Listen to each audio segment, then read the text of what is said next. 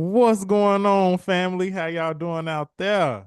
This is episode 15 of the Pharaohs Podcast. I'm your host, Solomon.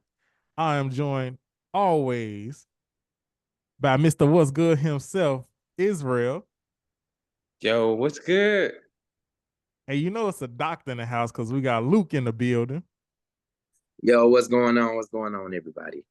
What is going on, family? We 15 episodes in. Uh, Sure. we got some guests coming too in the next couple of weeks. We just trying to get the scheduling right. That's all it is. It's a scheduling issue right now. But we got some guests coming to talk to y'all about a bunch of different things. And we gonna be promoting stuff and sharing all ideas, everything. Everything. I want to start I'm off excited by for it. huh? I'm excited for it. Yeah. I want to start off by sharing the screen real quick. There was a book signing on I'm gonna say yesterday, but when this come out, it's gonna be last Wednesday. With the Prophet Jermaine, I believe. I think that's what his degree is. Um, with his book, a journey through real life poetry. And here's a picture of him at the book signing. He got his little crown, the little king crown on for it because it was his birthday as well. So you all make sure you get a copy. It's on Amazon. It was published and edited by my company, King and Empress Publishing LLC. He is in this picture with is that she an empress now? Esther? No, she wanted to teach us. That's a question I don't know the answer to. No, I mean it was kind of rhetorical. I think I answered it. But um yeah, he had a book signing yesterday. So he wants to thank everybody for their support and everybody that came out to see him. And yeah, so I just wanted to talk about that just off the top.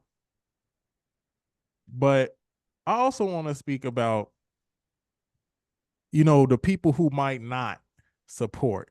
You know what I'm saying? And I want people to understand that support just because you don't see things the way you want to see them right away doesn't mean that they're not going to happen. Delayed does not mean denied. And when you are going through certain steps of your success in your life and certain milestones in your life, not everybody is going to be there that you might want to be there. But that doesn't mean you give up on what you envision for yourself, what you dream about, and all the goals that you want to accomplish. Because at the end of the day, one no might be here, but there might be 100 yeses over there on a whole different place. So support, I mean, Israel, I know that you also have your books and things that you work on and all of those things. Just talk to the people about, just never giving up, even if the support that you might want might not show up the way you want it to be. Yeah, you got to keep on going because the people, sometimes you got to go outside your circle. You go outside of your circle to people who don't know you, and those are the people that support your message. They looking for you. The people that don't know you are the ones that's going to continue to help flow you. And the ones that surround you, not like they not gonna support, but it's like they already got familiarity with you, and it's in your your new group of people that you don't know, the strangers. Mama said don't talk to strangers, but in this case, you got to talk to strangers because they got the money that you're looking for. After a while, your warm market or your family, they're gonna be tapped out.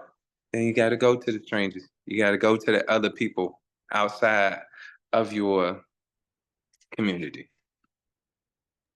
Absolutely. I think you hit it right on the head when you said tapped out. This always been a big thing for me when it comes to support. Family and friends, to me, are more valuable, supporting you in a way of encouraging you. And I think as we then dove into the nation of social media, we have all this access to the internet, all this access to people all across the world. You should bring less stress to your direct market now.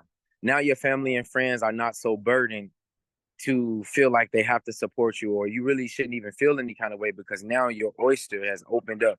The world is now able to buy your products or buy your book or buy your poems, and who you're really catering to is your new audience. It's not your family and friends. Yeah, you want certain ones are going to show more support because they're interested in the product. But in reality, you're now going into the world to meet new people who you never met, people who don't even speak the same language you do, could appreciate what you may have created. And like I say, we live in a day of social media now. So to me, it brings less stress on the family, the friends, to feel as obligated to show up to my event or to do anything. You still great in what you do because now the whole world is able to see. So that shouldn't define how you feel or define anything about what product you created that make you feel good about yourself. The world is now your market. So I just always try to be optimistic in situations like that, and always look at the bigger picture. That if family and friends support, and people co-workers support, great. If they don't, it's okay. I got little Johnny down the street I ain't never even met before, but if I can introduce my product to him, he'll see the value. So now the onus is on me to market myself. Now the onus is on me to make sure little Johnny knowing, hey, this is what I do. I gotta tell the world about this. I gotta tell the world. I can't be looking at my family and friends and co-workers. I ain't worried about y'all. If y'all come, good. Appreciate you. I love you so much. But I need people who ain't never met me to be able to understand the value that I'm bringing. So Absolutely. Get that's my standpoint of view from it. Absolutely, absolutely. I would say, just to piggyback off of y'all, I would say the same thing. You know what I'm saying? At the end of the day, I've had book signings. Me and Israel did a book signing together before. You know what I'm saying? And not everybody is going to be right there and holding your hand to get to that next level. It's up to you to believe in yourself and what you have and what God is giving you to work your talents. And once you work your talents, you'll be able to get into places that you didn't think you were able to. And the belief in yourself is the most important thing for you to get over the hump and get to the type of success that you envision for yourself. Nobody else can see your vision but you, because that's why it's your vision. Everybody else is, along for the ride to see what you're going to do. But your vision is yours. It's nobody else's. And once you continue to work that and continue to believe in yourself, then that's when you don't even really need to worry about the old support. You need to worry about the new support. And the new support is going to give you a whole different perspective of life and what success actually is. All right, y'all. So that was motivational hour right there. For sure. I want everybody to to be motivated, because not only just us doing this podcast, individually we all do something. Luke is very talented. He hasn't talked about it yet on the podcast. We only 15 episodes in, but Luke plays multiple instruments. He's also had a drumming business where he was teaching other children how to play the drums. He plays the organ and the piano, the keyboard. You know what I'm saying? So we all have talents here, and we cultivate them ourselves. And if anybody's listening to this that has probably been kind of down on themselves, I guess this is motivational hour. I don't know, but you got to believe in you. Nobody gonna believe in you more than you. And you have to work it too. You can't let your gifts be dormant. You can't be like the man in the story in the Bible of the man who buried his talents and thought, he was gonna come back and it was gonna be used for something later. Don't bury your gifts. Don't ever bury your gifts. Oh, you gotta use them. Just say use it or lose it. And don't use life as an excuse. I'm big advocate on that. If anybody been watching over the past 15 episodes, if you notice, about 80% of the episodes, my children are in my background. But this is something that I wanted to do. I like to talk to people. I like to express myself, and I'm good at communicating. So I can't sit there and just, oh, I'm a dad. Oh, they at home. So what? We gonna figure it out. Like if I can keep pressing through the harder times, then things will begin to work out. But a lot of times in my own personal life, I've used just life around me as an excuse to bury my gifts. And you can't do that to yourself. You owe more to yourself than to do that. Because at the end of the day, that's you blocking you. That ain't nobody else getting in your way but you. But I'm guilty of that myself. So that's something I'm personally working on in my own life. We all growing. We all trying to get to what our goals are. And we ain't all got to figure it out, but you got to be honest with what your issues are. And that's something that I know is an issue of mine, and I'm working on it, and I'm honest about it because I want to overcome it. So. Yeah, self-actualization and self-realization is a real thing for you to have to go through to get to your higher self, or as they say, the not the dark side or the shadow part, but just the good part of yourself. And if you want to get to that, you have to stare yourself in the mirror. There was a prophet Silas used to talk all the time to the church about looking yourself in the mirror.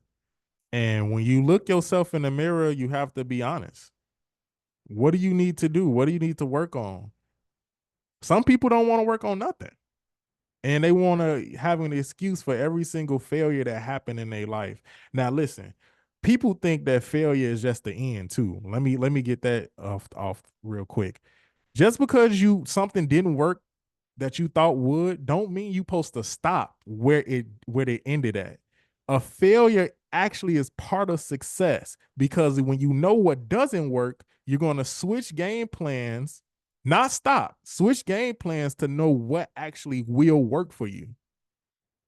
Okay? So switch your game plan if you failed at something, get a new game plan, and then figure out the rest. I know Israel, you and Luke, y'all have these whiteboards. Explain to the people why y'all have whiteboards. Take it away, Israel. Go ahead. Man, I got whiteboards on a wall, so it's like I could see it, I could write it and change it every day. I got a big one. I had a big one, I gotta get another one. But almost like a school size. You see up in the school, I got it on one of my walls, and it'd be like I write my goals down either for the day, the week, the month, and then either the year or 3 months, 6 months, or something like that. I would change it up a few times, but it's like I could see it, and then as I see it, I can mark them off.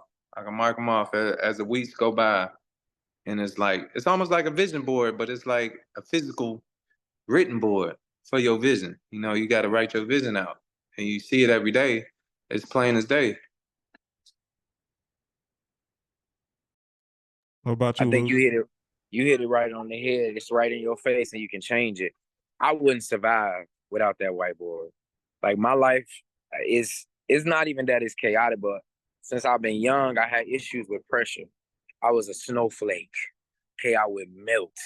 And again, I had to accept that and then find out ways to improve on that. So as I'm getting older, I'm getting more responsibility. I have 2 children that I have to take care of. I have to make sure they're in school. I have to make sure that they have what they need. I have a grandfather that I'm also taking care of. I have a house that has to be taken care of. Things have to be fixed. Things have to be cleaned daily. So what I told myself was, instead of driving myself crazy, if I can write it out and I can see it and I plan every night before I leave, because I work at night. So I plan every night before I leave what I have to tackle when I come home from work. I don't feel so overwhelmed because I know what needs to be done. And as long as I get those things done, anything else that's coming, I'm not letting it stress me out.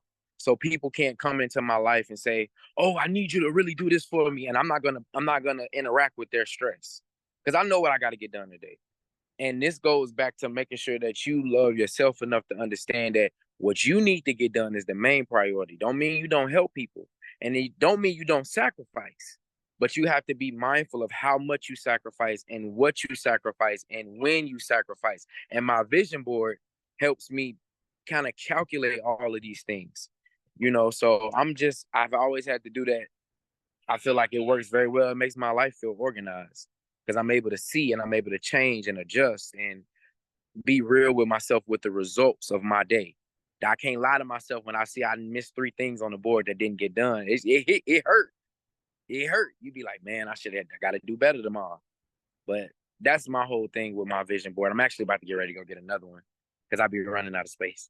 But Yeah, you gotta write your goals down. People forget man, that the power in writing, writing and spells and praying over,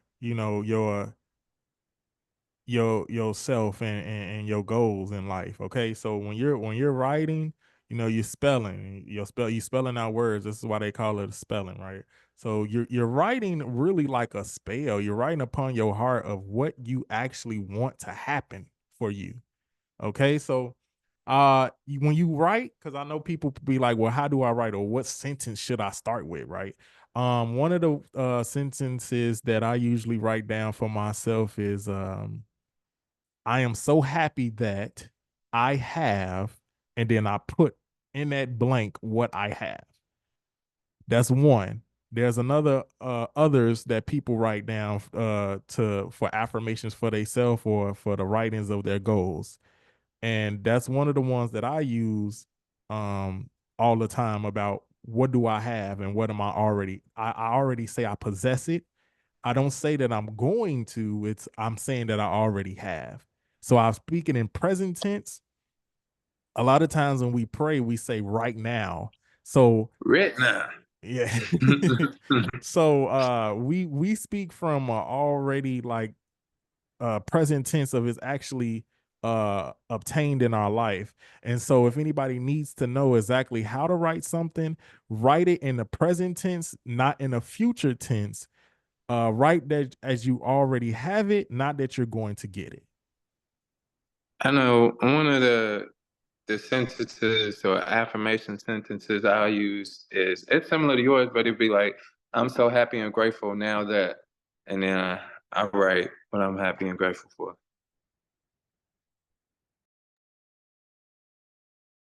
Yeah, so go ahead, Luke. yeah, I was trying to think if I had one that I would say. Mine is probably a little more simple than y'all's because I'll be like, I am. Once I hit the I am, whew, I get in the spirit just talk about it. I started going into Superman. I'm telling y'all, I am in my mind, I am a superhero. I am my own superhero. So I kind of try to tackle things like that in that mindset. Prime example, in our way of life, we march. Marching is big. And what I like about marching is that you're kind of able to focus because you got to stay on tempo. And tempo works with the vibration of the universe. That's all working in science. So what I usually do on Sunday when I'm marching, I'm focusing on what I need to get done that week. And I'm thinking about who I am and visioning myself in the moments of where I think things may become an adversary. So this week, it was getting my daughter registered. It was making sure that everything was taken care of. So I'm putting this on my feet. So my affirmation is I am going to get her into school. I am going to make sure I got all the paperwork filled out. I am going to make sure that I don't let anybody frustrate me or, give me the runaround while I'm trying to get this done because it's such it can become a difficult process registering children. And that may be small, but this is how I keep my stress level down.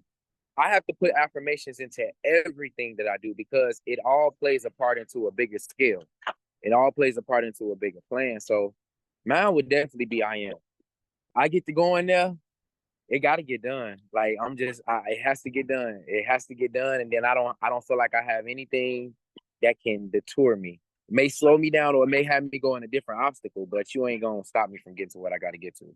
So that'd be like my strong affirmation. I probably say it at least 100 times a day. 100 times a day, and I definitely write it. When I'm real low, I begin to write because, like Solomon was saying, that writing it's a spell. You're beginning to cast things that you're able to, your mind begins to start working with what you're writing.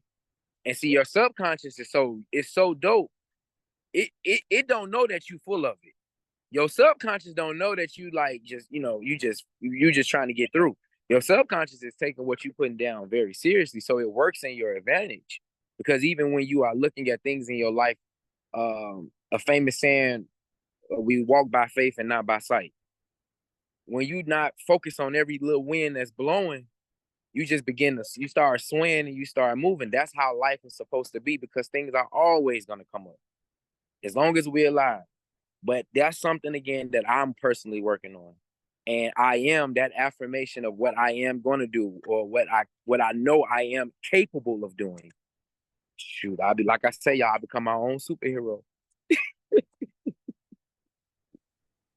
And we talking about the I am. Yeah, I knew he was gonna get it. I'm gonna bring the book out. Gotta bring the book out. I am that 45 words and affirmations by me. It's on Amazon. It's on Barnes and Noble. Yes, Y'all sir. can go get y'all a copy. Okay? Y'all can go get y'all a copy. This is me on the back, y'all. This is me on the back. That was me at a different book signing. That was a good book signing. Both of them. Yeah, that was. Yeah, that I be having the memories pop up of the book signing we had back in October. It was September. Was it September? Yeah, and then I think you had. I thought it was which October. one did you have? You had another one. I'm talking about. Yeah, I had one for my money tips. I forget when that was, but that was probably September-ish. I feel like they was around the same time, September, October. But 2018, I had mine, and then we had another one probably like 2 years later, something like that. Yeah, that was good too. Yeah, we double teamed them. Yeah, we ran their pockets. Good times. Okay, so family, I know we got another topic, right? I just want to know, y'all fellas, like this lady, she had this little question I needed to give to us, because it was a good question. It was a good question. She was talking about marriage and things of that nature. And I just let us hear what this lady had to say. Eating people, and we're not even caring about their family. And people are saying, I don't need to know the family. I ain't marrying the family. But you marrying the pattern. Do you even know where your spouse's family come from? Did you ask your husband, how did his daddy treat his mom? I ain't even thinking. No, your husband said that his daddy was never romantic to his mom. He can't remember a time he saw his daddy give his mother any flowers. He did not talk to her. He was not intimate with her, and he just went to work. So when you tell me all you see your husband doing is going to work, that's the pattern of training he had. He's not trying to be unloving towards you. He doesn't even know this mythical man you have in your head that you're trying to make him be. He doesn't even know. He wasn't raised by that man. And you taking all this stuff personal. And you saying this man is unloving. He don't even know what you're judging him by or measuring him by. Did you take a look? You better go to that family reunion. Okay, family, we gonna answer this question. We got a commercial break. We'll be right back.